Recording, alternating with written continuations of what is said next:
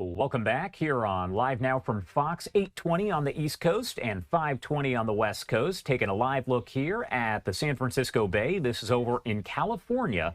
One of many live images that we do have coming in from that area. I believe this one right here is out of Bakersfield. We do have all of these cameras across the country and the world, so we always like to showcase those. But that does take us to our next story out of California, where voting ends Tuesday on Prop 50, which would create partisan U.S. House maps outside of normal once a decade redistricting handled by an independent commission. So what does that mean exactly? I do want to bring in Maya C. Miller, political reporter over at Cal Matters, to help explain. Maya, thank you so much for taking the time to be here with us. Of course. Thank you so much for having me. Of course. And first off, like I said, a lot of folks have heard this information and they're trying to piece together exactly what it means. So can you explain Prop 50, what it is and what it does? Sure. So Prop 50 really represents Governor Gavin Newsom's foray into these redistricting wars that, President Donald Trump and Republicans started over the summer. At the heart of this redistricting fight is which party controls Congress for the last 2 years of Donald Trump's presidency.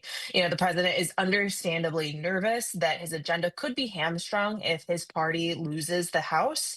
And the party out of power tends to fare better in midterm elections. So the Democrats would have, following that logic, the Democrats would have the upper hand. And Democrats were outraged when the news broke that the president had told Texas Governor Greg Abbott to basically find him 5 more Republican seats in Texas. So Governor Newsom of California decided that California needed to fight back. And so Proposition 50 would temporarily suspend the maps drawn by this independent citizens commission that California has. The voters chose to take the map drawing powers away from the state legislature and put them in the hands of this independent, nonpartisan commission of citizens. And back in 2008 and 2010, those were ballot measures that the people of California voted on. So instead, California would temporarily use a set of congressional maps that had been gerrymandered to favor Democrats. And those would be used for the next 5 years until 2030, after the 2030 census, when the Independent Redistricting Commission would draw the maps again.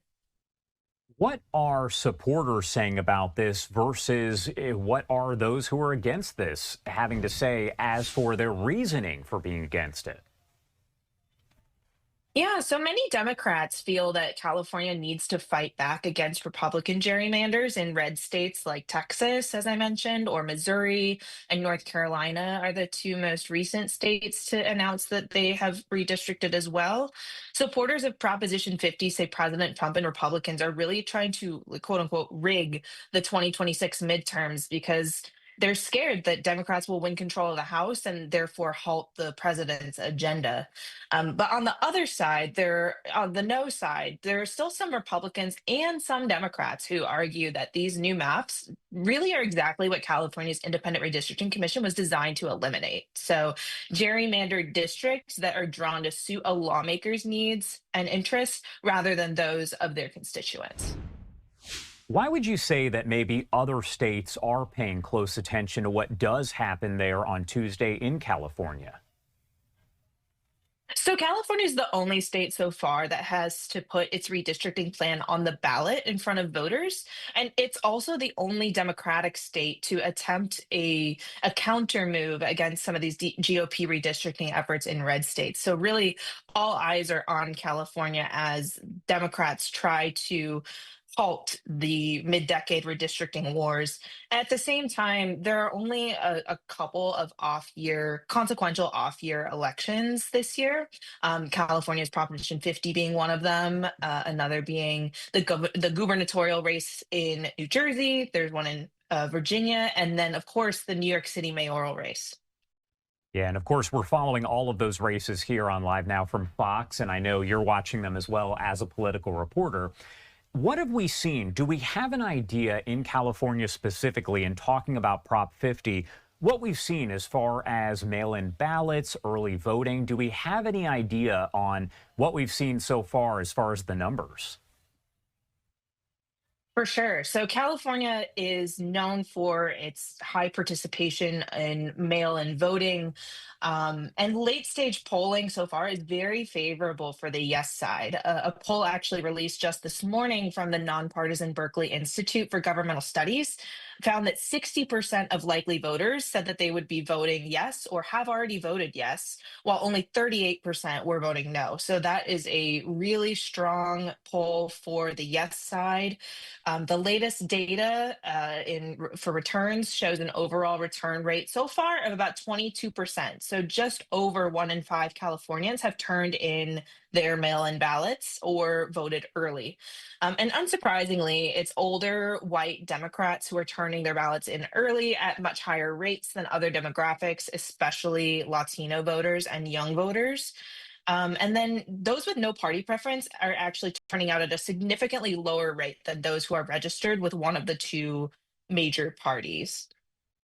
My last question for you here. As we watch all of this play out, your reporting, based on your reporting, is there anything that people, in your opinion, maybe don't know about Prop 50 that you want to let them know? I think that there is definitely an air, at least on the yes side, there's been an air of inevitability in these last couple of days as these polls have come out that show the yes side in a really strong position. For people who haven't been following all of the money as closely as those of us who report on this, the yes side really outraised and outspent the no side pretty heavily throughout this whole campaign. So the polling numbers plus the money advantage, the yes side is up on TV far more than the no side. Congressman Doug LaMalfa at a town hall, not town hall, a press conference yesterday said that pretty much the no side, it's too expensive for them to go up on TV. So they're trying to reach out to voters in all the other ways possible, but they just don't have enough money to compete with the yes side on TV. So that's what I would say for folks who haven't necessarily been following all of the details thus far, is the yes side is really strongly positioned to come out on top on Tuesday. All right. Maya C. Miller, thank you so much for taking the time to join us. Anything we missed? Anything you want to make sure to add here before I let you go? I think that covers it. Awesome. And we definitely appreciate your reporting and, of course, you coming on here and explaining it to folks out there because there is so much to this. And, of course, all eyes will be there on California on Tuesday. Thank you again for taking the time to join us.